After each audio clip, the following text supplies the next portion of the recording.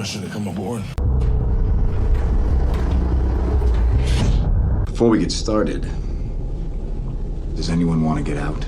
And here we go.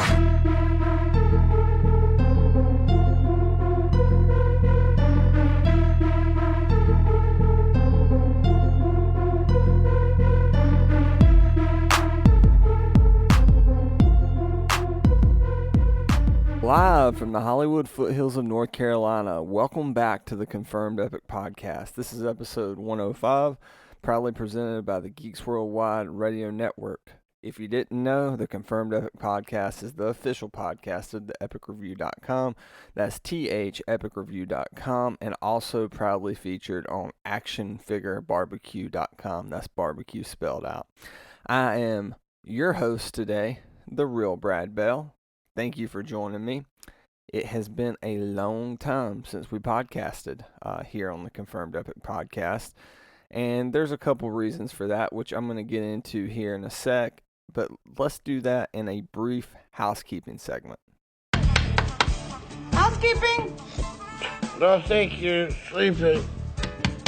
Housekeeping? Could you come back in an hour? Housekeeping, you want towel? More towels. Need sleepy. Housekeeping, you want mint for pillow? Please go away. Let me sleep for the love of God! Bottom line is, I've been busy as hell. Harper is a 14-month-old now, which is just wide open into every cabinet. She has an obsession with like Coca-Cola cans, which is terrible, but sometimes we let her play with them because it's the only thing that will make her content. So we spend most of our day chasing her around. Of course, I would not change it for the world because it is absolutely the best thing being a parent. But when you're a parent, you got to prioritize. And unfortunately, one of the things that I had to drop on the priority list was the Confirmed Epic Podcast. The main reason wasn't that we weren't planning new podcasts. It's that we could never get our schedules worked out. When Jerry could do it, I couldn't. Andrew's just super busy in general, planning a wedding. And when one of us would be gearing up to do the podcast, the other would just be dead tired. And we were just so out of sync. And Amos and I, we did our top 10 most anticipated films of summer 2019 episode, which was a lot of fun. But that episode was a pain in the ass to record, because I was, if you watched the live stream of that, which you probably didn't, but I was trying to babysit and do a podcast, which is a big no-no. So those of you that have kids, and if you're a podcaster, especially like Amos or Brian Silverbacks, anybody out there listening who's a fellow podcaster, you know that you need to focus on the show you're doing in order to present the best presentation for your listeners. And when you're juggling a kid, you can't do that. So in order to keep the podcast going, I have decided to do it just for a little bit as a solo show.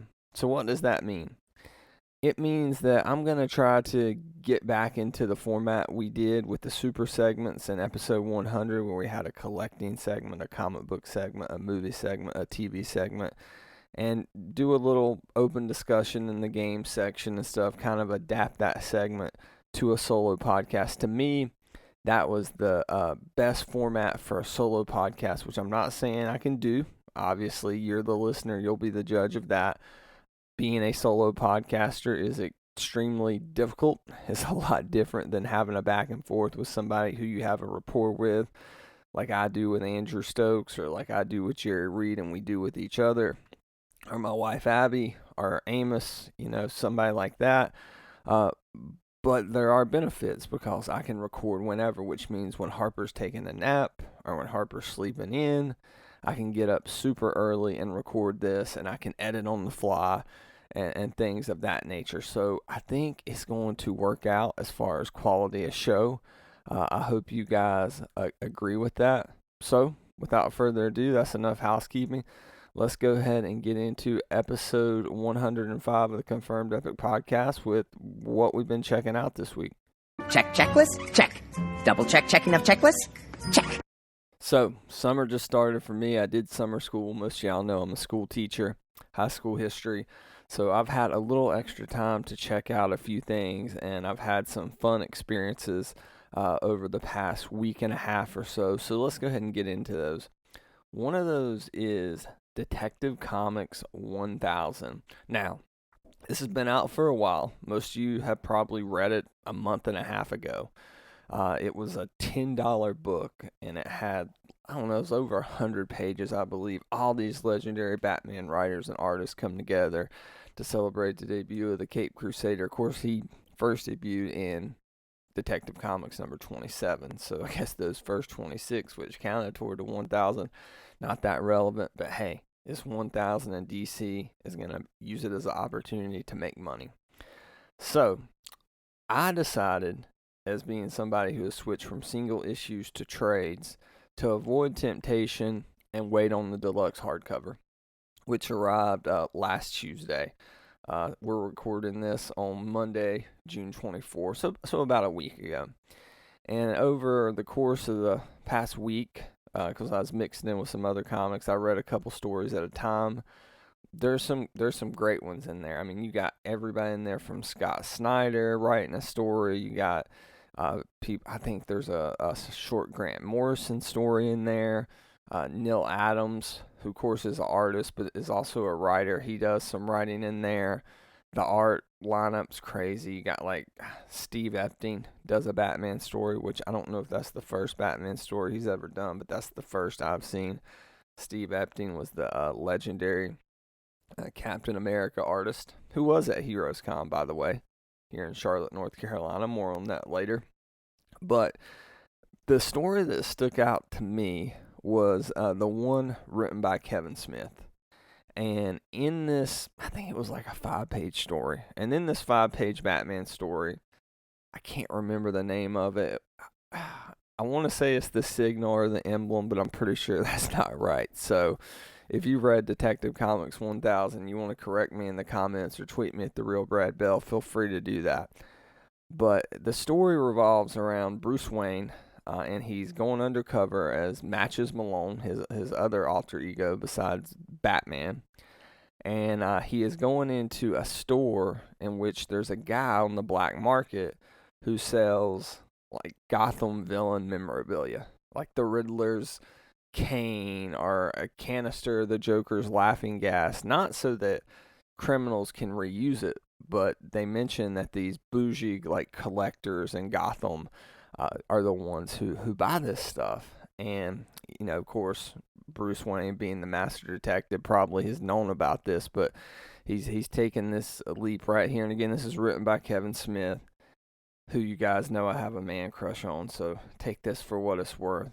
But he buys the gun, and he tracked it down, put a lot of effort into it, that was used by Joe Chill to kill Thomas and, yes, Martha Wayne.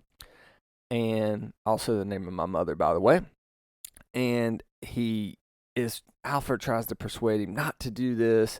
Why do you need this gun? It's just going to bring up a bunch of hurt Master Bruce. So, of course, Batman, being super stubborn, goes as Matches Malone. He buys the gun, and you're like, okay, what's he going to do with this? Because Alfred's like, he's going to put it on display with the giant penny.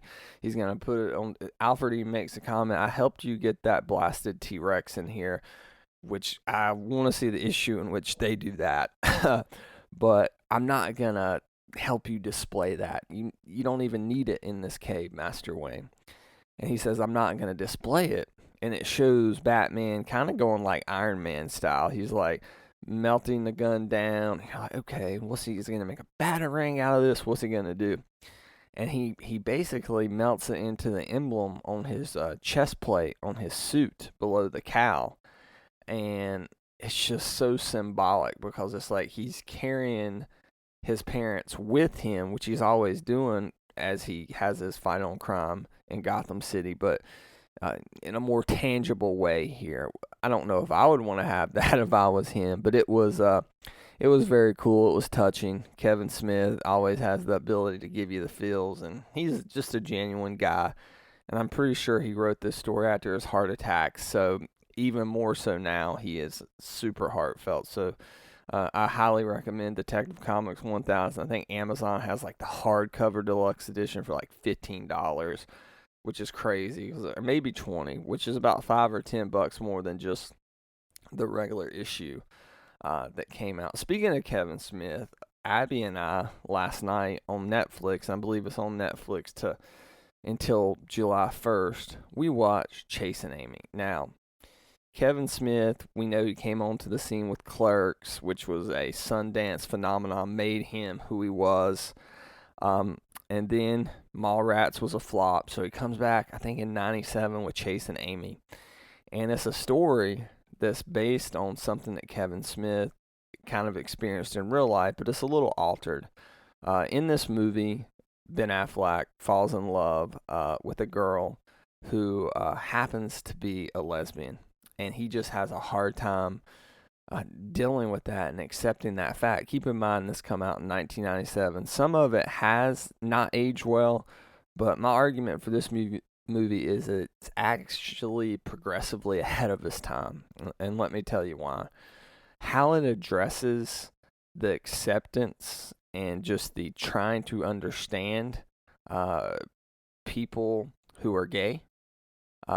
For those of you who are straight watching this like I am, it was very insightful. And I know Kevin Smith is a straight white male who wrote a lot of this dialogue. So take it with a grain of salt. I'm not trying to be some type of a authoritarian voice on this subject, but how it was tackled and when it was tackled, considering that was 1997, this movie came out now, this probably wouldn't be good enough.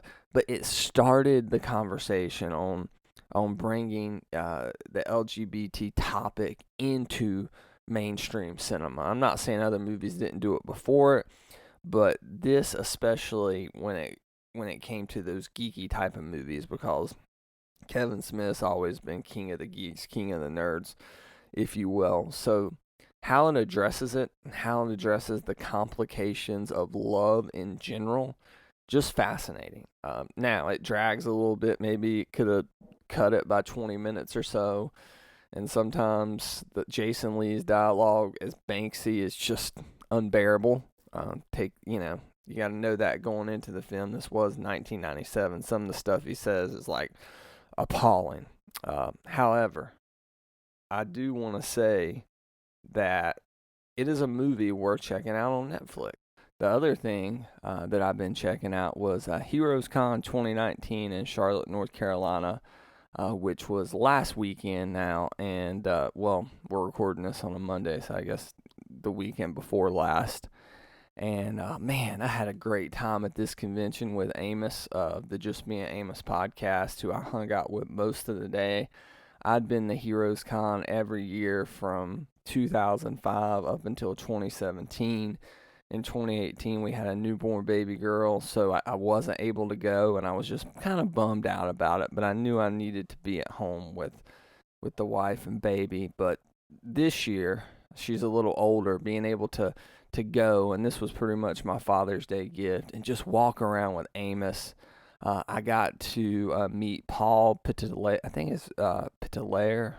Maybe it's Petelaire or Petelaire. I don't know, but he was the backup artist in Jeff Johns' Aquaman behind Ivan Reis and Ethan Van Sciver. He was kind of like the third man on the totem pole who would fill in on that book. But I do have to say that it was a great honor to meet him. I not only met him, but I met Yannick Paquette, who is the artist behind Wonder Woman Earth 1. I got him to sign my hardcover of that book. Of course, that's written by Grant Morrison. And I got Paul Petelaire to sign my Aquaman Jeff Johns omnibus, which I got for Christmas from my mother-in-law and father-in-law, Lori Curtis. So that was awesome to be able to meet those two. They couldn't have been nicer guys. Yannick's European. I'm not sure. I think he is from Spain, is where Yannick Paquette is from. And if you didn't know, Paul Petelaire is also the main artist in Dan Abnett's Guardians of the Galaxy run, which defined the characters as they are in the movie with that team of Rocket, Groot, Drax, Gamora, Peter Quill, Star-Lord. So if I'd have had that omnibus, I'd have definitely got him to sign that. And if I'd have had a little extra money, Paul was probably the guy that I would have commissioned for a sketch. So it was a super efficient HeroCon. I didn't go as press because I didn't want to ask for a press badge on behalf of Geeks Worldwide because I wanted to go as a fan. I didn't want to interview. I'm not going to get a press badge and just use it as an excuse to get in free because I wanted to pay $25 to support the best comic book convention in the Southeast and the top 5 one in the United States as far as maybe not size but quality. And so I paid my $25 to get in, met those two guys, met up with Amos, and I kind of told Amos I was looking for some X-Men omnibus. He said, "Oh, omnibus hardcover? Come over here." He walked me right over to this guy. I wish I knew the name of the shop who was there. And I ended up picking up for $65 the Grant Morrison new X-Men omnibus, which is about half price. And I bought that, and since I was buying that, I picked up, this is going to be a very X-Men centric episode, by the way, if you can't tell by the title of the episode. I picked up the X-Men Age of Apocalypse omnibus for $60, which was under half price. That was an important book for me because that's what got me into comics. That was the first ever comic book that I ever read, was X-Men Age of Apocalypse. A friend of mine, Josiah, who's been on a few of the podcasts before, and Paul had the trades. I believe one of them had volume 1 and one of them had volume 2 or something weird. You know how it is when you collect comics when you're young. So I borrowed both issues from those guys. When I say issues, I mean both trades. It was like 2 deluxe trades at the time. And man, I was hooked ever since. That's what got me into Marvel. Batman Year One would later get me into DC, which I read after Batman Begins. But anyway, I've been wanting this omnibus. It went out of print. It was like $200-$300 on eBay. They just released a new print about a year ago, maybe less than that. So I was able to get that. There's also a companion Age of Apocalypse omnibus, which I couldn't find. I looked hard at the show, but I ended up getting it on eBay for like $55. If you want omnibuses, get them while they're in print, first of all, because when they go out of print, they're crazy expensive. And also, go to eBay and go to cons, because you can get them half price. I also recommend, and we're not sponsored by any of these guys, by the way, InStockTrades.com, especially when they first released, has really good deals on omnibuses, which I'm into the hardcover and omnibuses now rather than the single issues. It displays better, good clean display, and it's easy to just grab off the shelf and read. So since I bought those from that guy, he gave me like X-Men Battle of the Atom for like $5, which was like a $50 hardcover. And I also picked up like a X-Men original graphic novel with, I can't remember the name of it, but he gave it to me for like $6, which it was a $25 hardcover. And I remember it had art by Salvador LaRocca. Maybe it's called X-Men No More Humans. So it's a standalone story when Marvel was trying to do some OGNs back a few years ago that I don't think it ever really took off the way they thought it would. But yeah, so pick that up. The story is basically humans are dying out. Mutants are finally taking over at the top of the food chain. But I'll probably talk more about those books as I read them on what I've been checking out throughout this summer. But yeah, I just had a great time. I did a little mini podcast with Amos. We got to eat lunch over at Nathan's Hot Dogs over at the Green in downtown Charlotte. And we see each other once a year. We talk on the phone once a week. And it had been 2 years since we seen each other in person. So, man, I just really had a great time at HeroesCon 2019. And especially if you're in the Southeast, if you want a comic book convention, I can't say it enough. Go to that show if you can. They do such a phenomenal job. But I think that's just about going to do it for what we've been checking out. Let's get into a quick little, if you want to say, it's an epic game segment.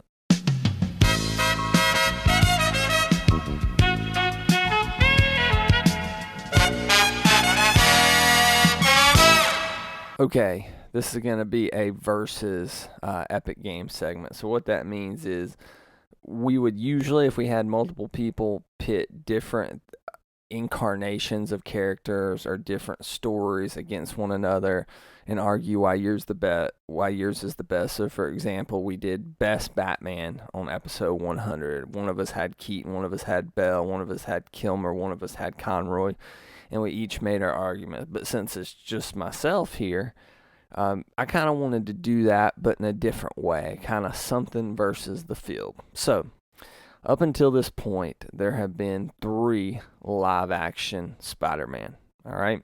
We've had, of course, Tobey Maguire in the Sam Raimi films, Andrew Garfield in the Mark Webb films, and Tom Holland in the MCU take on Spider-Man. Now, we also had Jake Johnson in Into the Spider-Verse, but for this purposes, we're just going to do, and Chris Pine, but for this purpose, we're just doing Peter Parker live-action Spider-Man. Now, let me preface this by saying, if you ask me who my favorite Spider-Man is, it always will be the Tobey Maguire Spider-Man. Spider-Man 2 is one of my all-time favorite films. Have a poster of it framed and signed by Stan Lee. No room to put it up, but I have it. And nothing's going to change my mind or change my opinion on that whatsoever. However, I've recently been, now keep in mind I said favorite with Tobey Maguire. I've recently been rewatching every Spider-Man movie leading up to the release of Spider-Man Far From Home on July 2nd. And that includes the Mark Webb films, the Raimi films, Homecoming, and Into the Spider-Verse. And I've had a revelation watching these films. And that is that Andrew Garfield is the best Spider-Man. Not Tom Holland, not my boy Tobey Maguire, but Andrew Garfield. And I would take him versus the field if we're talking about quality of Spider-Man. Now, didn't say it was the best Peter Parker. I still think Tobey's probably the best Peter Parker. He pulls that early Steve Ditko, Stan Lee, wimpy Peter Parker off so well. Maybe the best balance of the two is Tom Holland. He's a good Peter Parker. He's a good Spider-Man. He's not great at either. Tobey Maguire was a great Peter Parker, a pretty good Spider-Man. Andrew Garfield is a good Peter Parker, but out of the 3, to me, he's the only great Spider-Man. The way he acts in the suit, the way he moves in the suit, the quips he makes. We were just watching, when I say we, Harper and I, she sit through about 40 minutes, which is more than most people would through this film. Amazing Spider-Man 2. Look, a lot of problems with that movie. Probably not that great of a movie.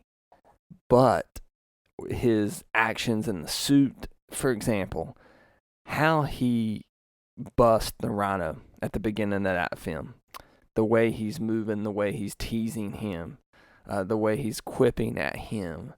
To me, we've never seen Tom Holland do that. Hell, we never saw Tobey Maguire do that.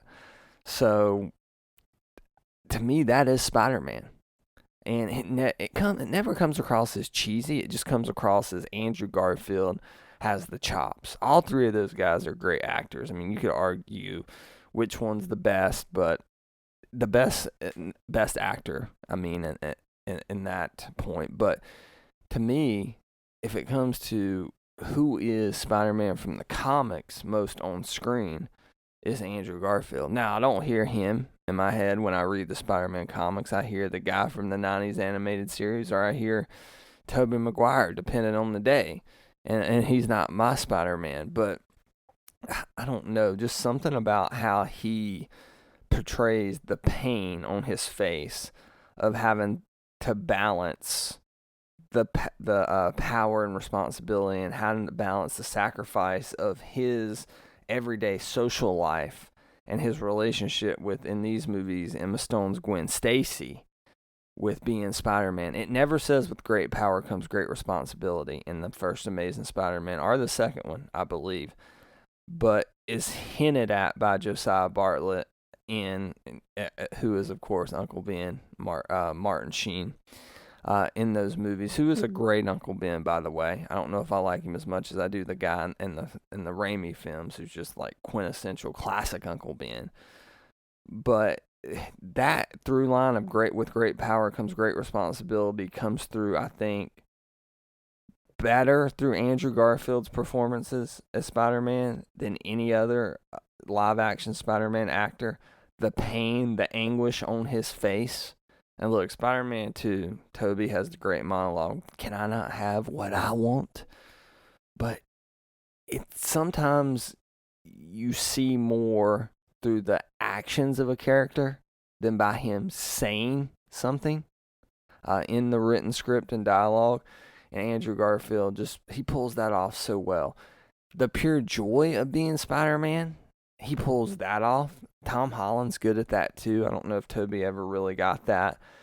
But just him enjoying swinging through New York, him enjoying free falling from the skyscrapers, him just getting pure love out of that role. Now, those movies are probably better. In both those movies, there's great indie romance movies, which is what Mark Webb's great at doing.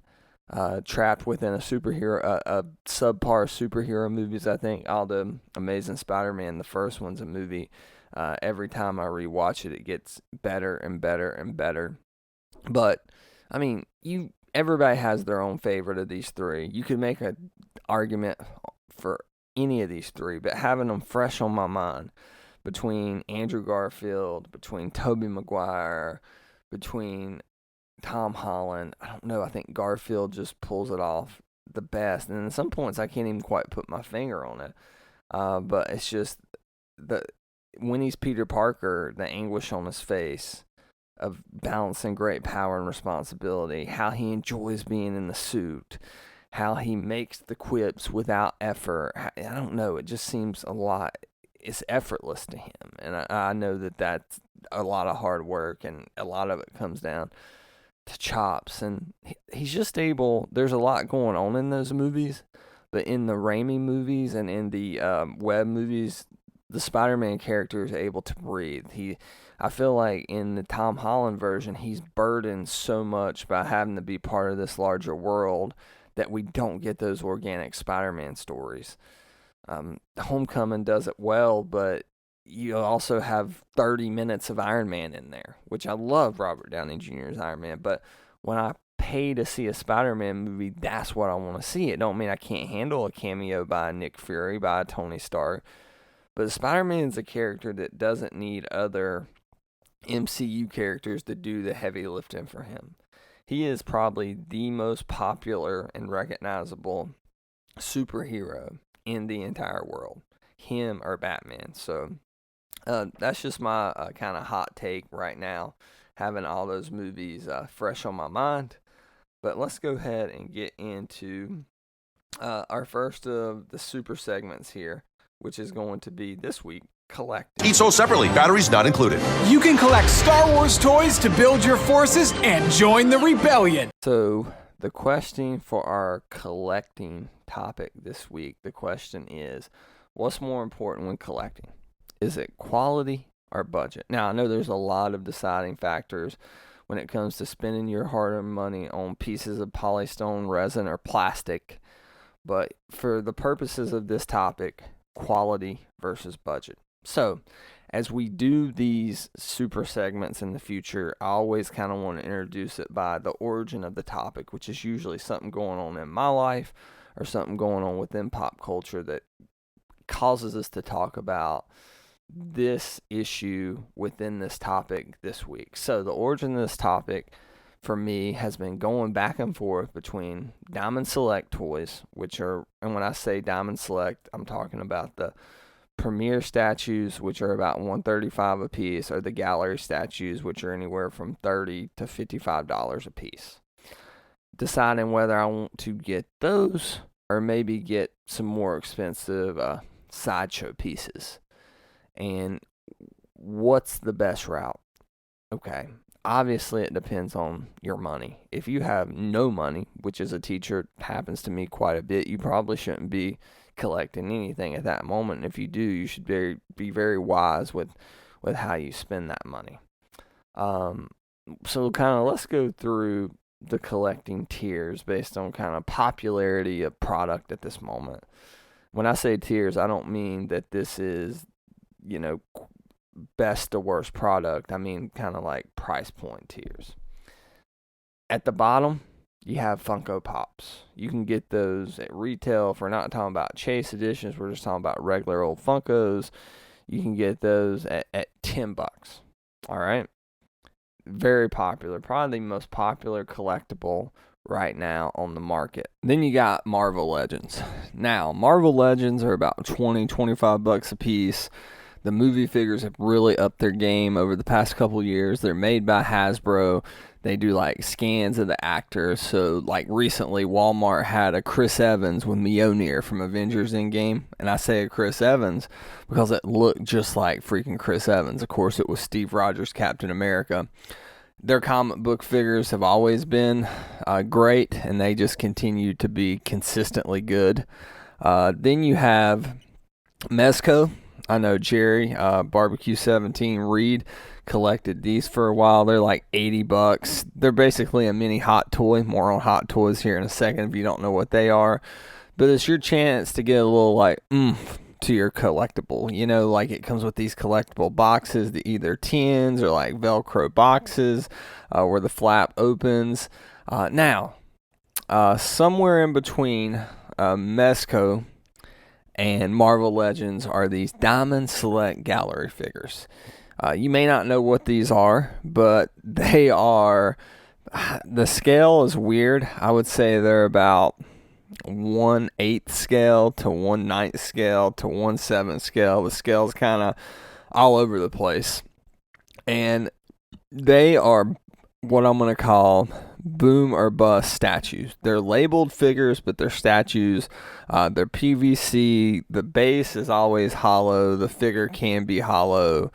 And you can have pieces that knock it out of the park, like the recent Venom gallery figure is one of the best, if not the best, Venom collectible I've ever seen. And that includes anything that come from Sideshow or Hasbro or Kotobukai relating to Venom. And it's only $45 if you catch it the right day on Amazon. Like a couple days ago, I saw it.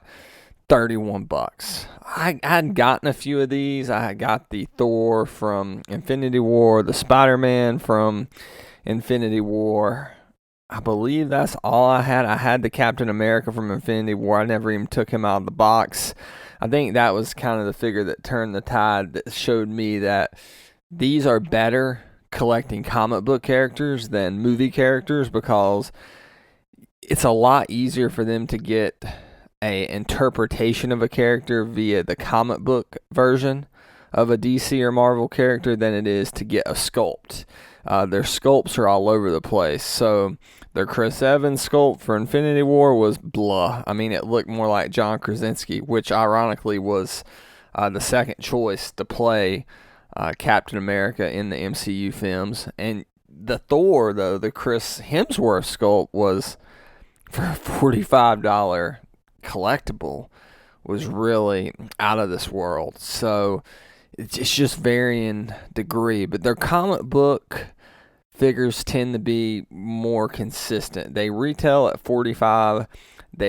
Diamonds recently upped the retail to $50, but you can find them anywhere from $30 to $50 on Amazon. Now some of them they sell out and they go, like the Thor from Infinity War sold out, and it was crazy on eBay for a while. But Diamond's good about, as Jerry always says, getting product out there. So if you want one of these, unless it's some kind of crazy exclusive like the Dark Phoenix was to GameStop and to San Diego Comic-Con, and it's just a home run figure that's an exclusive, if you're patient, they're usually going to restock at places like EntertainmentEarth.com, BigBadToyStore.com, and you can find these in your comic book shop. You can find these at your GameStop. GameStop just had a sale this past weekend. I missed it, but they had all their clearance gallery select figures for $10. So, in other words, if it was something that was on sale, even say for $35,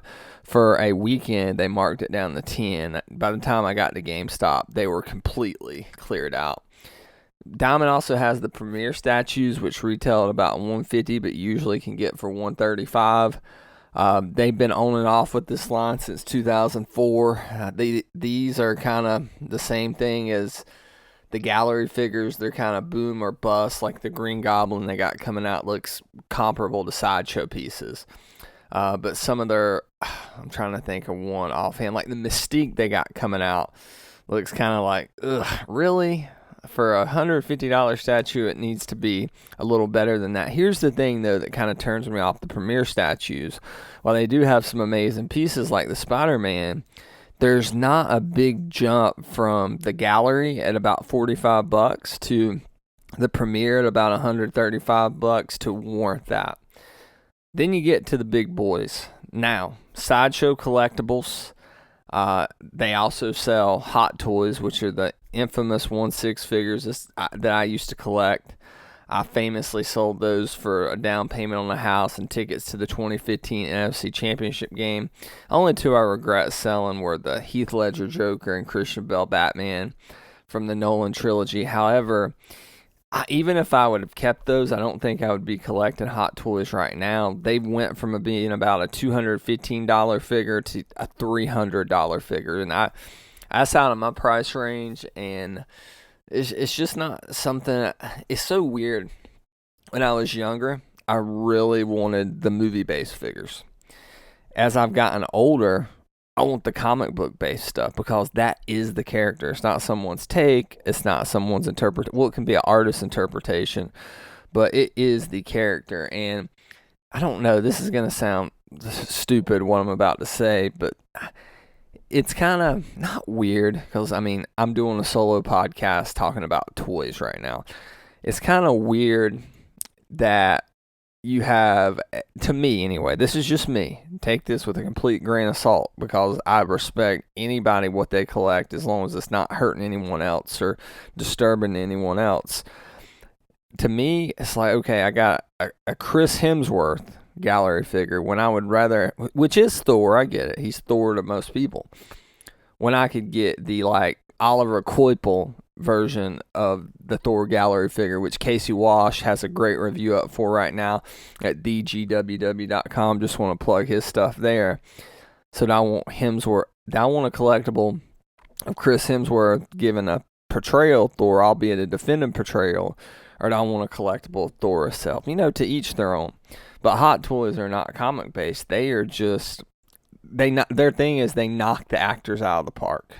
If the Ewan McGregor Obi-Wan figure looks like Ewan McGregor, which means it looks like Obi-Wan from Revenge of the Sith. So you gotta, if that's what you're into, that's completely fine. Sideshow also sells their premium formats, which to me this is the best that Sideshow has to offer. I had a few of these that I also sold when we bought our house. I had a Vader Mythos, which wasn't a premium format.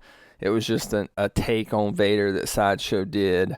I had a Vader and an Obi-Wan premium format. I had a Freddy Krueger Nightmare on Elm Street premium format. They're mixed media. So you got polystone with usually a heavy-duty base and great sculpting, but it's not just a statue. It's actual like cloth clothing. Like Freddy's sweater was cloth. It was cotton. So I always thought that was cool because you're getting kind of a statue and a figure at the same time, even though it essentially is a statue. And these are quarter scale. They used to be, when I first got into collecting in 2000, when I get into it, about 2012, 2011, they were about a $350 to $380 statue. Now, like the Cable one that's coming out, $700. So to me, as someone who has a kid, as somebody who wants to have more kids in the future, is married, working on a teacher's salary, not quite feasible for me. But they do offer payment plans. That's what I love about Sideshow. Sideshow will let you pay $50 a month for 6 months to get a $300 collectible, which is really cool. That's if you pre-order. If not, they do offer monthly payments for in-stock items most of the times, but they're like, if it's a $300 collectible, it's like $150 a month, which is still hard for me to swing just with current budgetary constraints. Now, they also offer legendary scale figures, which are about $2,000. Those are half scale. and life size. Like there's a life size Vader for $8,000, an Iron Man for $8,000, usually $8,000 to $10,000 for those uber rich collectibles. Sideshow's biggest rival is XM Studios. They do all comics based stuff for the most part. They can't legally sell their Marvel products in the United States, although you can get them on the secondary market. You can get them on eBay. But they're quarter scale statues that cost you anywhere from $800 to $1,200. So they got some smaller statues for about $500. They also have some Power Ranger stuff. They have a couple different licenses, but they're based out of Singapore. These are, they're not like the life-size Sideshow. You're not paying that much, but if I'm dropping $1,200 on a piece, that's going to be the only piece I get for like 2 years. Now, let's kind of get back to the origin of this topic, which is why I chose it. What's more important when collecting? Quality versus budget. Not quality versus quantity. Because of all the products I named, there are each one of these, whether it's a Diamond Select figure or a hot toy or a premium format, there are quality versions of that product. Now, one may be, for example, premium formats may be consistently great, whereas every 2 out of 4 may be epic figures or statues with the Diamond Select Gallery stuff, whereas everyone would be with the premium format stuff, but the price is $450 versus $50 and probably, albeit a lot cheaper than that. So, I went back and forth. What do I want to do? And this is a complete first world problem. Believe me, this may sound like I have money to burn. I do not. I'm a teacher. My wife's a nurse. She makes she makes the money, but she wants me to have stuff. She wants me to be happy, but within reason. I have a habit of buying stuff, selling it, buying stuff, selling it. Sometimes for a profit, sometimes I take a loss. But for me, I've went kind of back and forth between what I want to do. Would I rather have one Sideshow piece a year? Or would I rather have 2 or 3 diamond pieces a year that complement my comics collection? There's a lot that goes into this. One of them is display. I have the room to display 5, 6 or so gallery figures where I don't have the room to display but maybe 1/4 scale figure. Obviously, price is an issue, but quality versus budget. There's a great YouTube channel that I think it's MCE Collectibles, but they do all kinds of reviews from Diamond Select to Sideshow to XM, and they have a series called Collecting on a Budget, and you'll see them try to offer and review products that somebody can go to a comic book store on a Wednesday, pick up their books, and go ahead and drop an extra $40 and not feel guilty about it. Because even if you have the money, a lot of times, if you're a family man, a family lady, you do feel guilty because you're like, I could have spent this money on my kid. It's not that if I buy a statue, I'm not going to spend money on my kid. It's just that's that much more I could have spent on my kid. So to me, budget matters, but quality also matters. And it's about picking and choosing those gallery figures you want from me. I'm not going to go out and get, I love the Flash. He's one of my top 10 favorite characters. The Flash gallery figure, including the translucent one they got for San Diego Comic-Con 2019 exclusive, is shit. I'm not just going to buy that because I want a Flash figure. That being said, the Batmans they're releasing, one that looks kind of 90s Batman, like Legends of the Dark Knight Batman in June, looks like a great to epic figure. The Carrie Kelly, it's a dual PVC statue of Carrie Kelly and Batman from Frank Miller's The Dark Knight Return. To me, I would rather have those two than spend a fortune on a Sideshow piece. Because even if you have the money to spend, you're always going to want to save some money. So to me, it is budget is kind of the biggest thing when it comes to collecting. But do you collect because you want it to be worth something, or do you collect because you personally value the piece? For so long, especially when I was big into Mondo, and I still have a ton of Mondo posters up and love and cherishing them, it was like, oh, this is selling for this much on eBay. And to me, as a younger collector, that made it more valuable to me. And as I've gotten older, I've kind of realized that, you know what? Who cares what it's going for on eBay? What matters is, what does the piece, what does the character mean to you? It could be going for $10 on eBay. But if I love Todd McFarlane's Spider-Man and I paid $45 for a figure that's now going for $10, which they are doing the reason I say it, in September, Diamond is selecting a Todd McFarlane Spider-Man gallery figure, which I do have on pre-order from our former sponsor, BigBadToyStore.com. That's BigBadToyStore.com. But to me, I love that take on Spider-Man, and I love the giant eyes. I just love that McFarlane design. That would mean more to me than, say, a hot toy from the upcoming Spider-Man Far From Home that sells for like they just released the stealth suit one for pre-orders, $235 without the Molten Man base and $300 with the Molten Man base. I guarantee you, in 3 years, that figure goes for $600 on eBay, whereas my gallery figure probably goes for $25 on eBay. But what matters to me? I can go ahead and tell you that the Tom Holland stealth suit Spider-Man isn't going to mean as much to me as the Todd McFarlane big-eyed Spider-Man. So that's a big question, too, you have to answer when collecting. So I think that's just about going to do it for collecting. Topic this week, to me, is budget. But, of course, you want to get good pieces when you budget for them.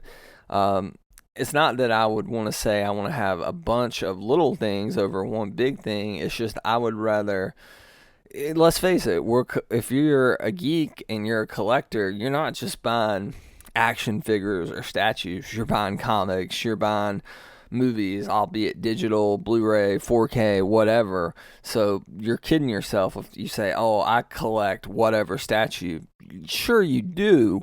But you also collect the comics of that character that you just bought a statue for, the movies of that character you just bought a statue for, a poster of that character you just bought a statue for, a car clean of that character you just bought a statue for, and it all adds up. So Amos always gives me shit for the Diamond Select gallery figures because he thinks they look wonky, and some of them do, especially when you get right up on them. But some of them, like, again, the Venom, which I don't even own, but just a killer piece. So that's going to do it for collecting. Let's go ahead and get into our film topic of the week.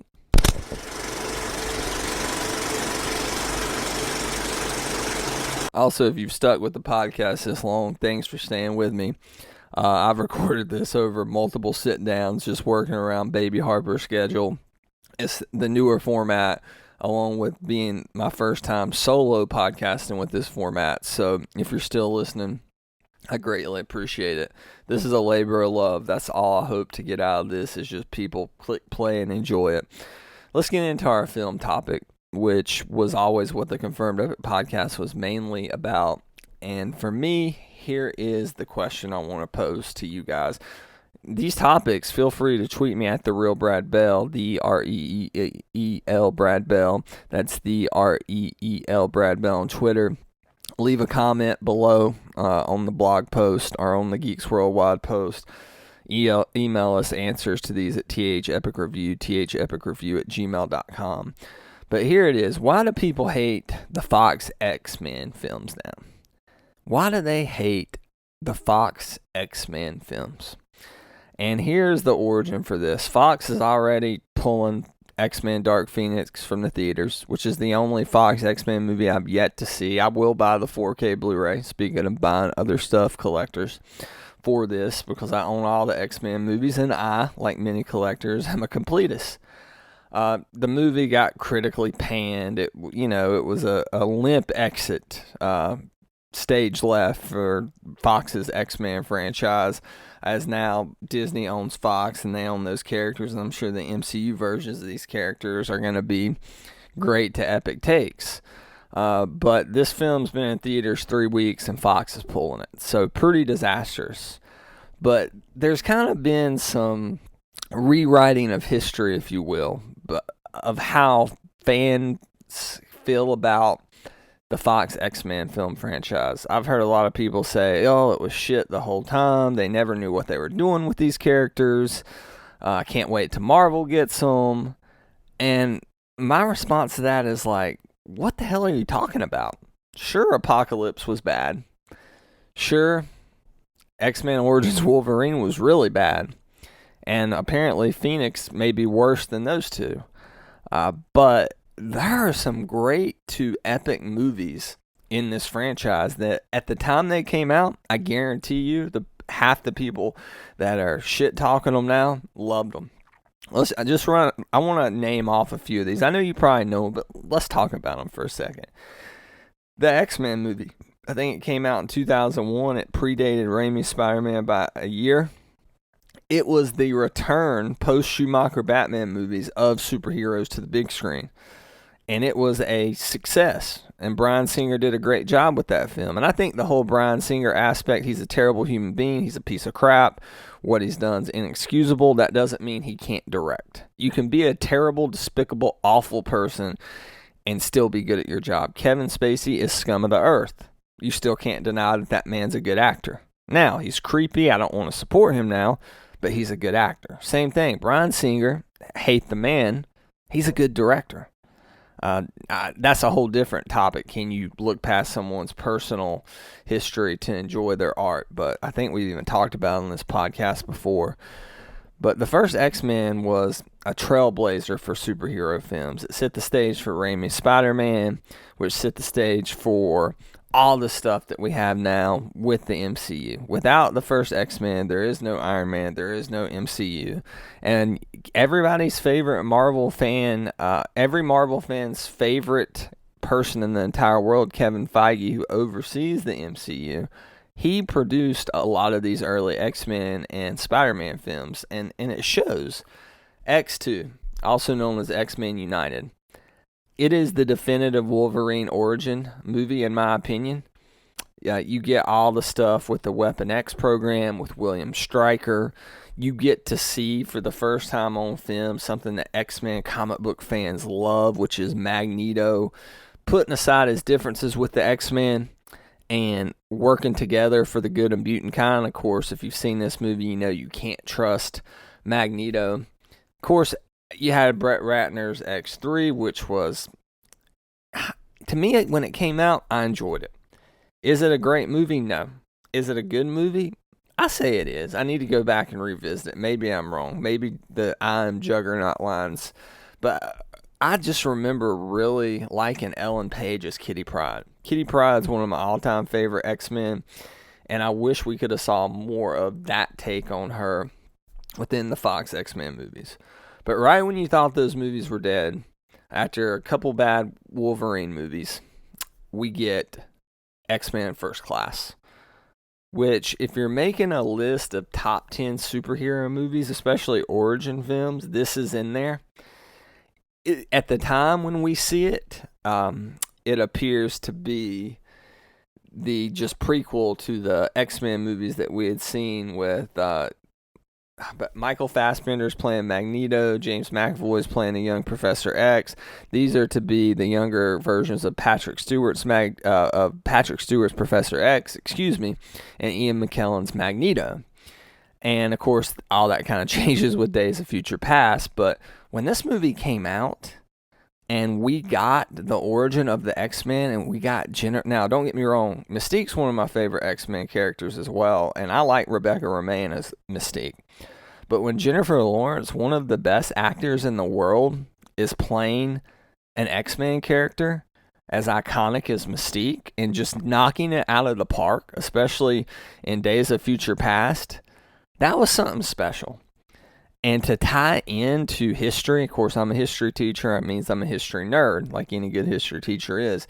To an event like the Cuban Missile Crisis, I mean, I adore this movie.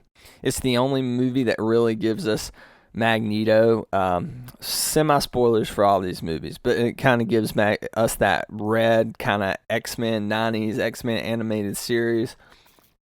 Excuse me while I get a sip of my homemade Starbucks. A lot cheaper if you do it that way, by the way. It gives us that red suit at the end, which unfortunately we didn't get to see him do too much in. Now, Days of Future Past. This was either a monumental achievement for the X-Men franchise, because I love this movie, but it kind of retconned because we got time travel, we kind of undo the events of X2.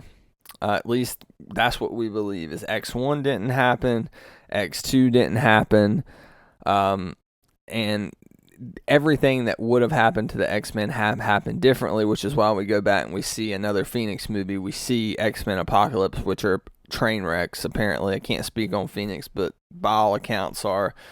But man, this is, you want to talk about epic scale. To be able to combine two versions of the franchise, those early X-Men versions of the franchise, with McKellen and Stewart, with the Fassbender and McAvoy takes on the character, and to be able to cross them over and to send Wolverine back in time, is just, and give a spin on that classic Days of Future Past story, and Kitty Pryde doing it. God, oh man, freaking loved it. I mean, I adore this movie. I mean, for God's sakes, Magneto picks up RFK, puts it over the RFK Stadium where the Redskins used to play, puts it over the White House and attempts to assassinate Nixon. Very similar to some panels of the Ultimate X-Men, where something similar to that happens.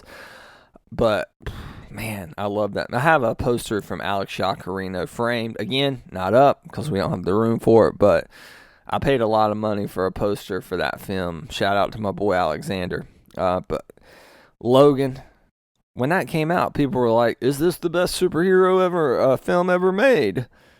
Logan gives us our take film-wise on the iconic Mark Millar, Steve McNiven story, Old Man Logan. But I mean, just a serious like superhero Western, R-rated superhero film. Coming off the heels of Deadpool, to me, a much better use of his R rating here than Deadpool is. I'm not a Deadpool fan, guys, as some of you may know. But now, to get back to my original point, people hate Fox X-Men, where there's I've just listed all these great X-Men movies, and it's revisionist history. It is the hip thing to do now, to very much get on a bandwagon for something that deserves the hype, like Avengers Endgame, but also to get on a bandwagon to retroactively shit on something that at the time was very beloved. To me, it's internet culture at its best, and just don't be that geek. Don't be that geek. Be the geek that stands up for what you like. If you don't like it, by all means, tell people about it, voice about it, make sure you have a basis for why you don't like it. But don't just not like something because everybody else doesn't like it. So, yeah, the Fox X-Men franchise, it had its ups and downs, but to me it had more ups and downs. Let's go ahead and get into our comic topic of the week, which also involves the X-Men. Here's my comics question for the podcast. For as bad as Dark Phoenix was, are the X-Men, at least in a comics context, getting ready to make a cultural comeback? Because the most hyped comic that I have seen in a while are comics, are Jonathan Hickman's, I think most of this art is done by Pepe Larraz, Jonathan Hickman's House of X and Powers of X. And I think there's something to this. And the origin for this is I'm super hyped for both these events. And Marvel's marketing the hell out of it with tons of beautiful teaser images, by the way. And they also did a 5-part series of seminal moments in X-Men history where they did these mini docs. The first was on Claremont's X-Men. The next one was on Jim Lee's 90s X-Men relaunch with Claremont that sold like 10 million copies with 4 holographic variant covers or some such shit. The next one was on Grant.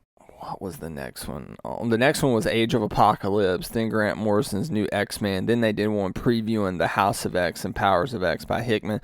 To me, it was kind of a sin of the X gene that they didn't freaking do one of these on Joss Whedon's run on Astonishing X-Men, which to me is up there with what Morrison. It follows Morrison's run, and it's a good transition from the Morrison stuff. But the fact that they have done these 5 little documentaries detailing the X-Men's history, that Hickman's on Twitter every day promoting this book, that Marvel's on Twitter every day promoting this book, really makes me think there's a bigger agenda for Disney here, and the X-Men are getting ready to make a comeback in a big way. So what is my basis for this and my belief in this? Marvel did this. Now, this was before it was Disney. Marvel created Marvel Studios, and the first couple Marvel films were done by Paramount. All right, so they basically worked with Paramount to put out these films. But about 2 years before the first Iron Man, Captain America and Iron Man are pushed to the forefront of the Marvel catalog with Civil War II. They became almost as popular characters as Batman, Spider-Man, and Wolverine to comics readers, which was the Mount Rushmore of who the comic book nerds loved at that time, late 90s, early 2000s. I remember we would go back into the comic book store, me, my good friend Josiah Cameron, Paul Mansfield, who got me turned on the comics, who lent me their Age of Apocalypse trades. And we would go to Jim Wah's Collector's World in Gastonia, North Carolina, the original location at the Gaston Mall, which is not there anymore. And I remember this distinctly, and it stuck with me.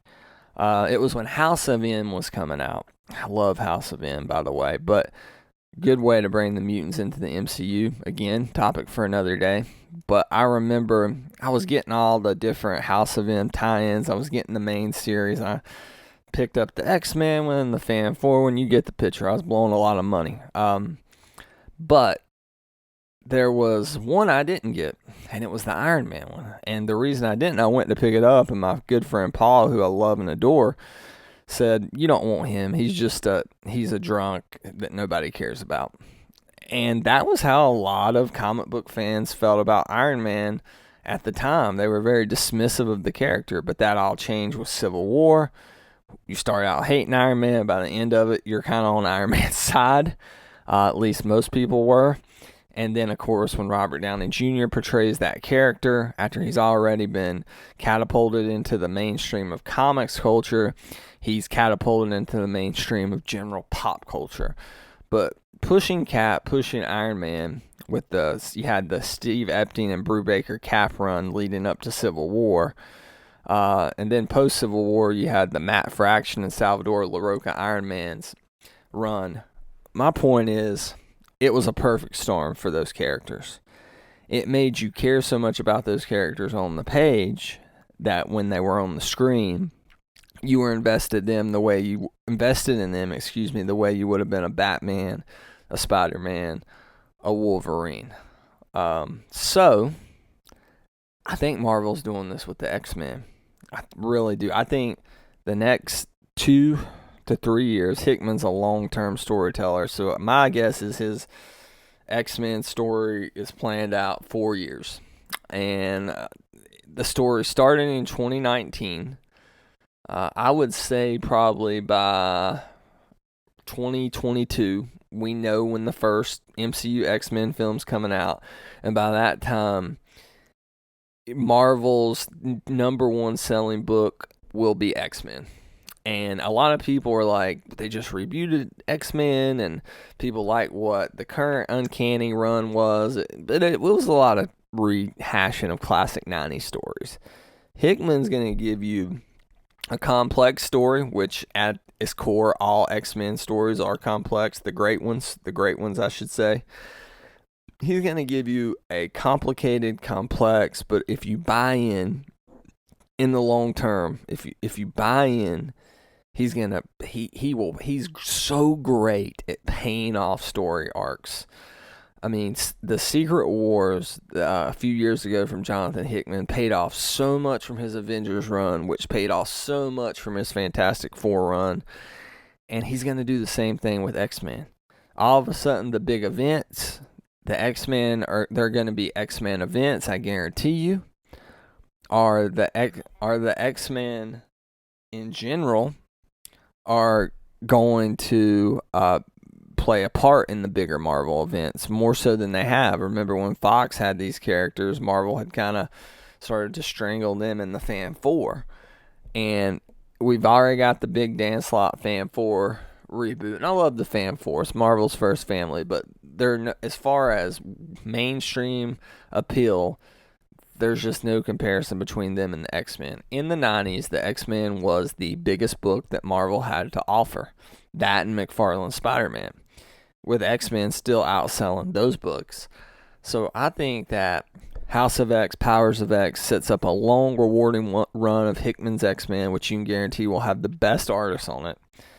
The payoffs will be huge, both from a storytelling and financial perspective.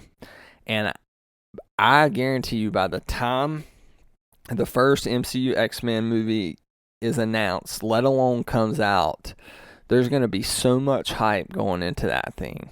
There's going to be so many people hinging on every casting announcement, especially when it comes to Wolverine, even though Hugh Jackman's going to be a very tough act to follow. And a lot of that's going to be, set up by making the X-Men relevant again.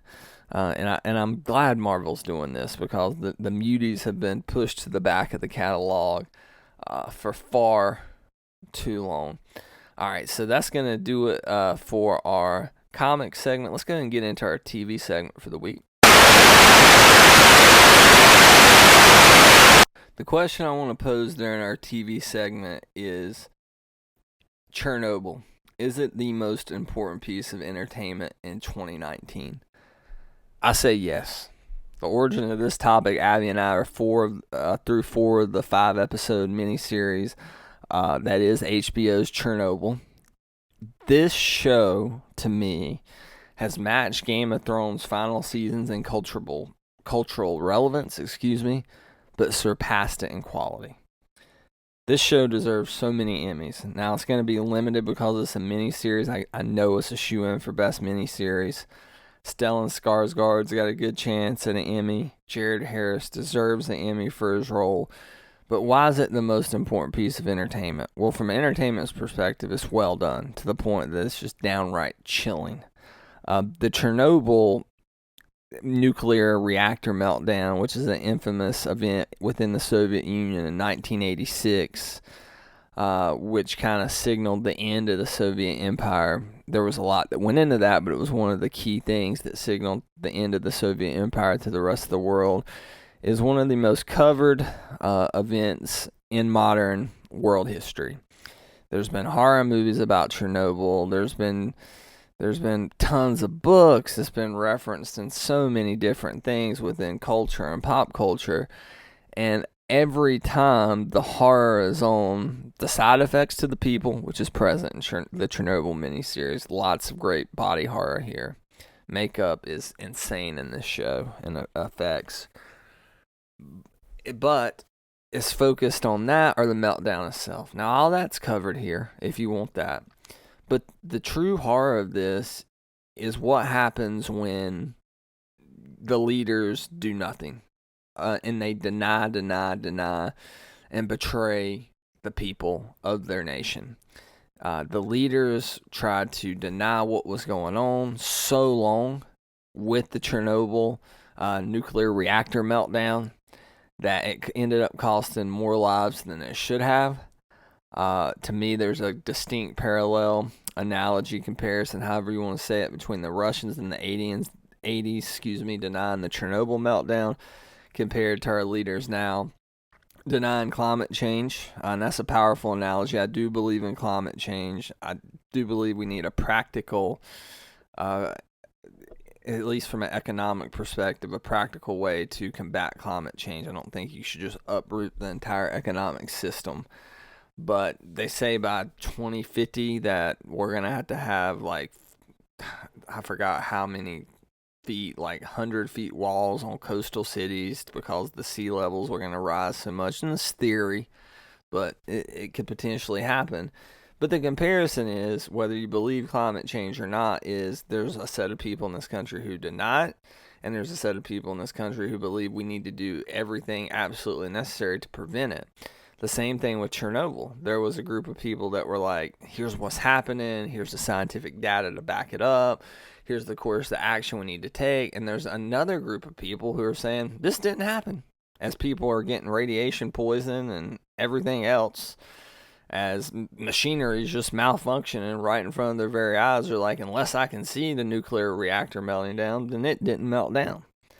And so eerily similar to the climate change debate right now going on, not just in the United States, but the rest of the world. This show is so well done, it's disturbing.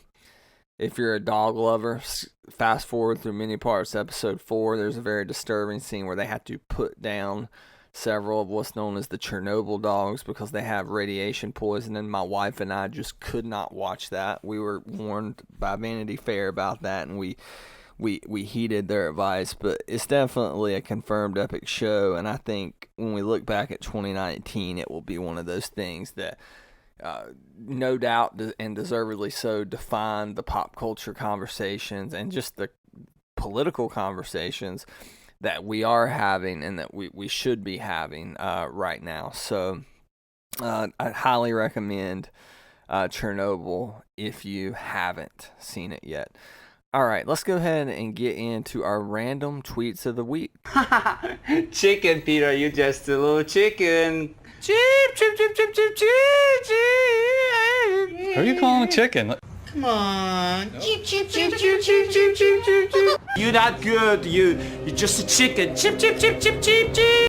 So, random tweets of the week, a segment where I just go on Twitter, type in a hashtag, scroll until I find what I think are the most interesting ones, like those, give them a retweet, and I reread them on the show because it's something that is relating in an informative way to the topics that we had on the show. So I picked two, as I'm usually going to do for this segment.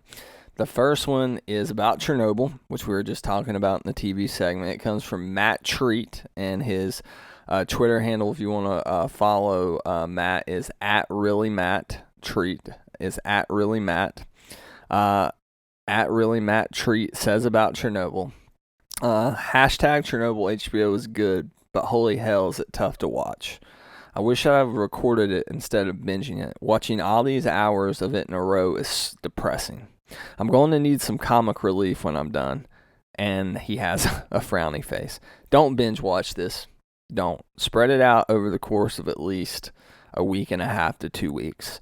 It's too much to binge watch. You will be depressed if you do that. My wife and I followed it up with episodes of Cheers on Netflix, which we're watching for the first time. And you need a palate cleanser before you go to bed. So that was from Matt Treat, @reallymatttreat, treat like trick or treat. Our second treat of the week comes from Polly P, @PollyPMC, @PollyPMC. And he's tweeting about House of X and Powers of X, which we talked about in our comic book segment. Wow. And now he's retweeting one of the teaser images along with this quote from him that Marvel has put out. Wow, the more I see, the more I like it. Would be very cool to be reading the X-Men book again. Hashtag Powers of X, hashtag House of X, hashtag X-Men. Here's somebody who has not been reading the X book, and it looks like they're going to hop back on board. So maybe what I'm saying would happen with the popularity of the X-Men, them becoming culturally relevant again, is happening before our very eyes.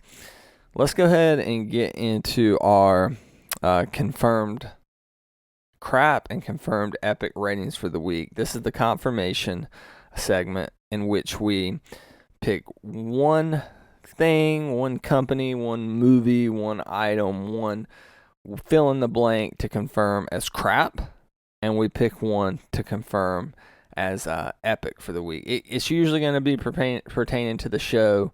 It doesn't have to be, but let's go ahead and get into our ending confirmation segment. Today I'm keeping another promise to the American people by nominating Lord Voldemort to the United States Supreme Court. I want to end on a positive, so we'll start with the confirmed crap. I hate to rag on DC, but DC, Warner Brothers, your confirmed crap for the week for killing Vertigo.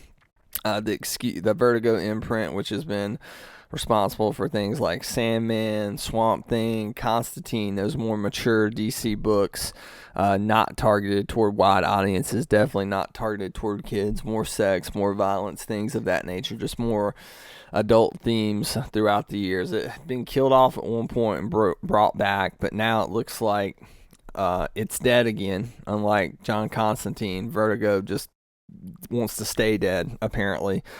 DC says that the reason they're killing the Vertigo imprints because those themes are now widely accepted in mainstream big two comic books, Marvel and DC. I don't know, sounds like a cop-out. Some of the stuff you see in Vertigo imprints, there's just no way that DC is going to put in main books. I'm just not buying it. Every time they've gone to do that, like a couple years ago with the DCU, YOU, they brought an awesome Constantine book as one of their main titles. They brought it into the forefront of their catalog, and once the sales started to dip, they gutted the book because it was only halfway Constantine. It was PG-13 Constantine. Constantine's an R-rated character, and when you give people a PG-13 take on the character, they're not going to buy it. I mean, it happened when we came off of the Punisher Max series. It was hard for any Punisher book to catch on for a long time. I think some of the Becky Cloonan Punisher stuff's doing decent right now. There was the Franken Punisher where Punisher became Frankenstein, just batshit stuff. But it took a while following that Punisher Max series. So DC, once again, your confirmed crap. My confirmed epic, though, goes to DC. That's right. They're the crappiest company and the best company of the week. But it's going to be DC Collectibles. DC Collectibles put up for pre-order a Batman Nightfall half-scale Azrael cow. It's $100 retail, but it's pre-ordered at BigBadToyStore.com for $82. It's due out February 2020. Looks like a perfect birthday gift for the real Brad Bell. There's not much Azrael. There's not much Nightfall merch out there, so I thought this was cool. I really like what they've been doing with the half-scale cows, but to me, this is just such a unique and distinct piece that it's going to look really good on the shelf. It doesn't light up, unfortunately. That would be badass, but it's only $82, so shout out to DC Collectibles. Give them a confirmed epic for that. The only thing that would prevent them from having that rating is if they don't put the product out, which they don't do sometimes. So put that cow out, DC. I'm hoping to get that one for my birthday. Might have to call old Granny up. But that's just about going to do it for episode 105 of the Confirmed Epic Podcast. Thank you so much for sticking with me on this solo episode, this new format that we've only done once on episode 100, and that was with like 5 people. So this is going to be an adjustment period for the podcast, albeit hopefully entertaining one. We'll see what works with the solo show doing this new format.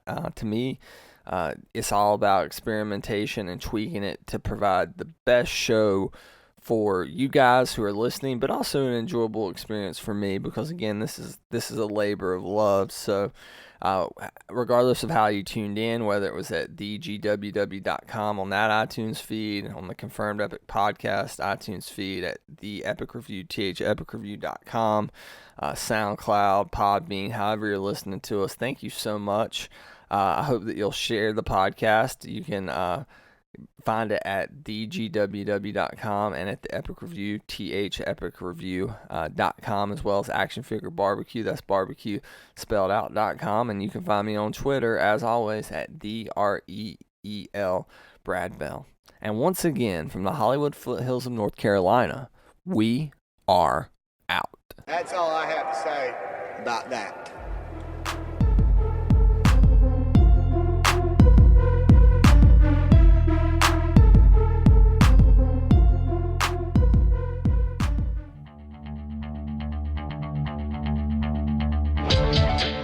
This has been a production of the GWW Radio Network. Please don't forget to subscribe, rate, and review us on iTunes, Stitcher, and SoundCloud. Also, check out Geeks Worldwide at thegww.com for all the latest news, reviews, and opinions on video games, comics, movies, TV, cosplay, and more.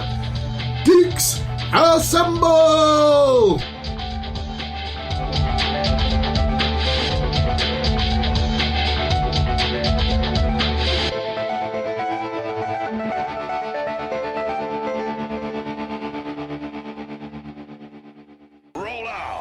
Do a little post-credit segment here where maybe we hit some stuff we missed.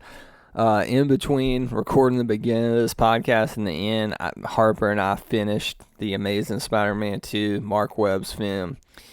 And I just want to say how well they covered the early events, like the first, 124 issues worth of Spider-Man stuff in those two films, from Uncle Ben's death to Captain Stacy's death to Gwen Stacy's death. Really shows you the stakes of being Spider-Man better than any other Spider-Man has done thus far. The anguish on Peter Parker's face when he loses Gwen, that scene at the grave where it shows the seasons passing as he mourns Gwen Stacy, the scene of her death, while not on the bridge, it was in a clock tower. It was exactly how it played out in the comic book, with him webbing the stomach and couldn't catch her and her neck snapping. And yeah, the Goblin stuff was shit. There's no doubt. I like Dane DeHaan, but there just wasn't, that character wasn't developed enough to carry out that type of action. That should have happened probably in a third movie. But I leave that movie I want to see that Sinister Six movie with Andrew Garfield. They were talking about earlier this week that perhaps in the next Into the Spider-Verse movie, the sequel to that hit film, that we'll get Tobey Maguire Spider-Man crossover with an Andrew Garfield Spider-Man, crossover with a Jake Johnson Spider-Man, crossover with a Tom Holland Spider-Man. And to me, that would be really cool. I wish Marvel would do a OGN original graphic novel, a 3-issue prestige format book or something, where they did this with Richard Donner. There's a Richard Donner Superman comic in which he tells the end of what would have been his trilogy that he never got to do, in which they let Raimi tell the end of his Spider-Man story, which was going to be Vulture, and it was going to be, what was his name? John Malkovich, and Anne Hathaway was going to play the Vultress, which was going to be a new character. I wish we could get a graphic novel or individual issue miniseries with that, along with the Andrew Garfield Spider-Man's obvious coming encounter with the Sinister Six. They tease that hard, but man, I don't know. I can't believe I'm saying this, but Andrew Garfield may be my favorite Spider-Man now.